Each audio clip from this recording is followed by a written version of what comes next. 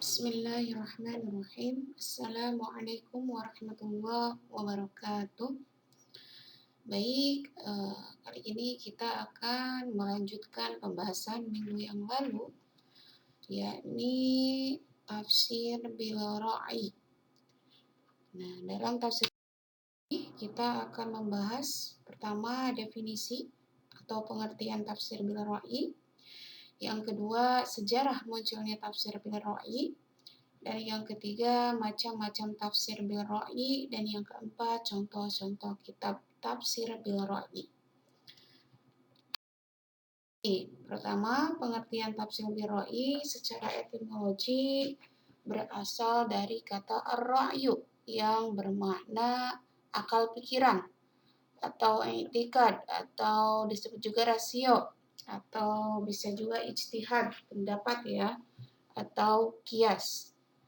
Dan selanjutnya secara terminologi, menurut Manakhai Al-Qattan dalam kitabnya, tafsir bil ra'i ini adalah tafsir yang dalam penjelasan maknanya atau maksudnya mufassir hanya berpegang pada pemahamannya sendiri dengan batas pengetahuan bahasa Arab dan lafal-lafalnya.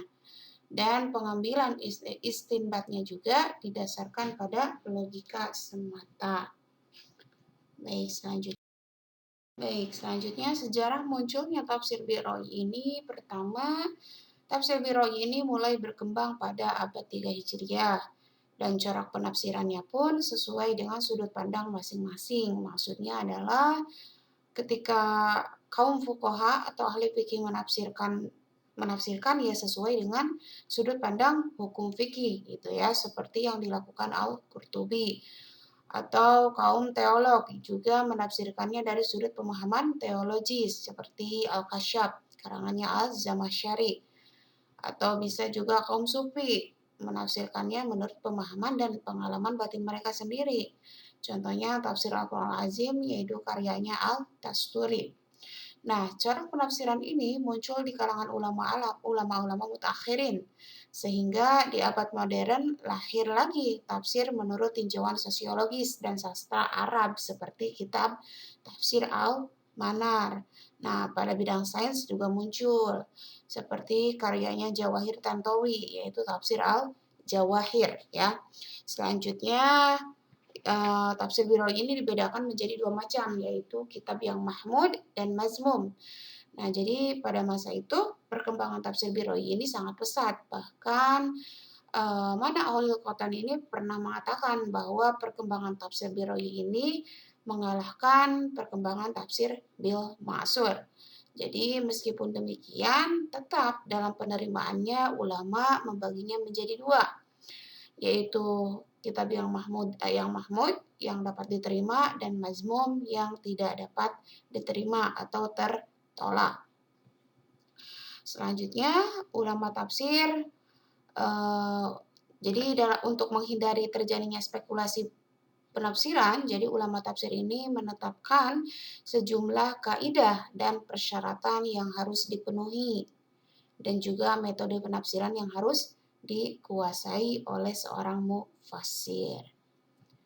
Baik. Tafsir bil ra'i ini terbagi ke dalam dua bagian. Yang pertama ada tafsir bil ra'i mahmudah atau yang terpuji, dan yang kedua tafsir bil ra'i mazmumah atau yang tercela. Baik. Tafsir bil ra'i mahmudah ini yang pertama sesuai dengan tinjauan asy-syar'i.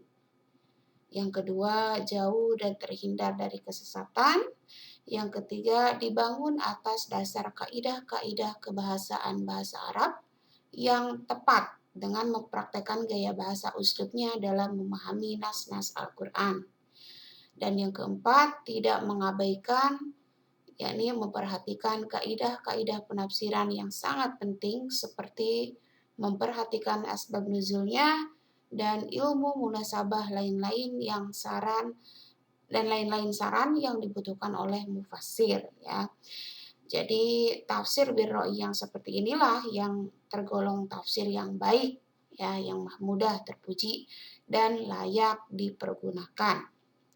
Selanjutnya tafsir birra'yi mazmumah ini pertama mufasirnya tidak mempunyai keilmuan yang memadai atau bodoh. Yang kedua, tidak didasarkan pada kaidah-kaidah keilmuan. Yang ketiga, menafsirkan Al-Qur'annya dengan semata-mata mengandalkan kecenderungan hawa nafsunya saja gitu. Wah, itu bahaya. Dan yang keempat, mengabaikan aturan-aturan bahasa Arab dan aturan syariah yang menyebabkan penafsirannya menjadi rusak, sesat, dan menyesatkan. Bahaya sekali ya. Jadi itulah sebabnya kenapa tafsir birra'i mazmumah ini disebut pula dengan tafsir al-batil. Baik. Contoh-contoh kitab tafsir birra'i yang pertama ada kitab Al-Bahr Al-Muhit, yaitu karyanya Muhammad Al-Andalusi. Ada Gharaib Al-Quran wa Raghaib Al-Furqan, karyanya Nizamuddin An-Naisaburi. Adalah Amali Asy-Syarif Al-Murtada, yaitu karyanya Abu Al-Qasim Ali At-Tahir.